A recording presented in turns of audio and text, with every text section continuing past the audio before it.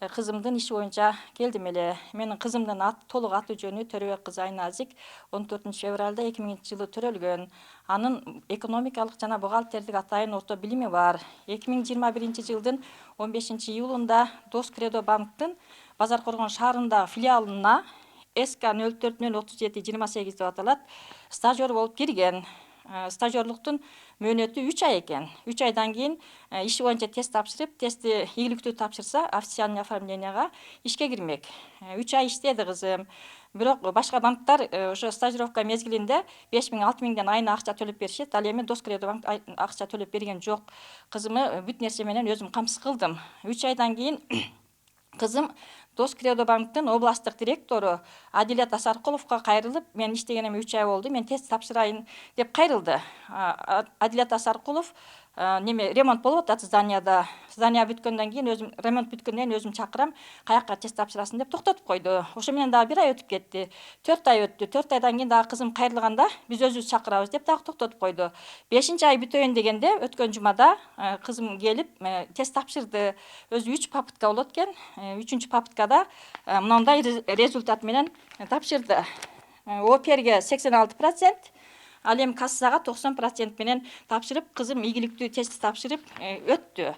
Тестти тапшыргандан кийин кызыма официальный оформленияга приказ буйрук чыгарыш керек эле.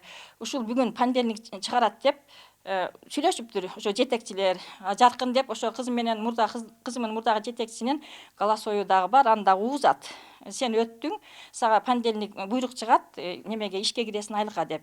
Андан кийин эле ошо өткөн четвергби, пятницабы дагы бир тест бериптир, психологиялык тест. Ушуну дагы тапшыр деп.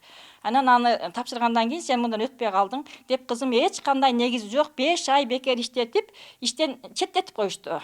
Азыркы кымбатчылык мезгилде 5 ай бекер иштөө бул оңойго турган жок. Биринчиден кызыма моралдык жактан өтө катуу сокку болду. Кызым азыр депрессия абалында. Мунун кесепетинин бардыгы ушул Дос Кредо банктын областтык директору Адилет Асаркуловдун билимсиздигинен, уюштуруучулук жөндөмү жоктугунан, директорлук орунга татыксыздыгынан деп эсептеймин. Анан эгер ушул психологиялык тест маанилүү болсо, эмне үчүн стажировкага келген биринчи күнү кызым мына тестти тапшыр. Эң маанилүү ушул. Ушул психологиялык тесттен өтсөң анан сени стажировкага ишке алабыз. Анан өзүң кесибиң боюнча 3 айдан кийин тест тапшыра алсаң, анан айлыкка киресиң деп түшүндүрбөдү. Бул жерде кеп башка нерседе. Азыр улуу урматтуу президентибиз Садыр Жапаров келип, бар жокто чындык орноп, коррупцияны жоюп атат. Бул жерде коррупциянын белгиси бар. Кызымын орду кимдир бирөөгө керек болуп калган. Ошондуктан кызым эч кандай негизсиз мына ушундай немеде тест тапшырса дагы кызымы жөндөн жөн көчөгө чыгарып коюшту. Урматтуу УКМКнын жетекчиси Ташиев, Камчыбек Ташиев жана президентибиз Садыр Жапаров ушуга окшогон билимсиз директорлордун ишин, Адилет Асаркуловго окшогон билимсиз директорлордун ишин тыкыр изилдеп, татыктуу жыйынтык чыгарышыңарды мен суранамын. Мен акыйкатты издеп келдим. Ошо иштин жыйынтыгына чыгып бересиңер деп ишенемин. Качанга чейин карапайым калктын балдары, кыздары кыйналыш керек. Зорго окутса, анан окутуп стажировкага жүргүзсө, стажер кылып иштетсе, анан кийин ишке келип айлык алайын дегенде кандайдыр бир жол менен ушу иштен четтетип койсо, дагы деле ошо карапайым калктын балдары, кыздары кыйналып атат. Мен айтар элем, ошо кимдин баласы банкка же кимдин кызы банкка иштей турган болсо, Дос Кредо банк жака жолобогула, күйүп каласыздар. Күйөсүздөр, мага окшоп күйбөсүн деп мен кайрылуу жасап атамын.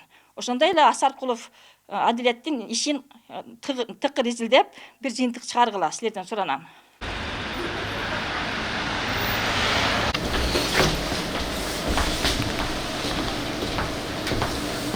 Эгер болбойт дейт, письменно обращаться етсе, письменно беребиз.